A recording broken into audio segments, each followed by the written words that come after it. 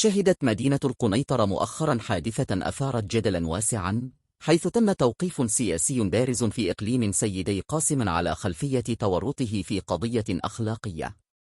وحسب ما أفادت به مصادر موقع أشواقع، فقد جرى اعتقال السياسي الذي كان يشغل منصبا منتخبا سابقا برفقة امرأة متزوجة إثر شكاية تقدم بها زوجها.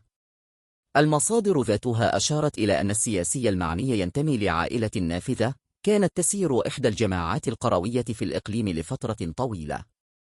وقد خضع السياسي للتحقيق وقضى عدة أيام رهن الحراسة النظرية قبل أن يتمكن من الحصول على تنازل زوجته التي كانت في البداية رافضة لأي تسوية. وأوضحت المصادر أن هذه الواقعة جاءت لتزيد من متاعب السياسي الذي واجه مؤخرا سلسلة من الانتكاسات السياسية التي طالت عائلته، ليجد نفسه الآن في قلب فضيحة أخلاقية تهدد مستقبله السياسي والاجتماعي.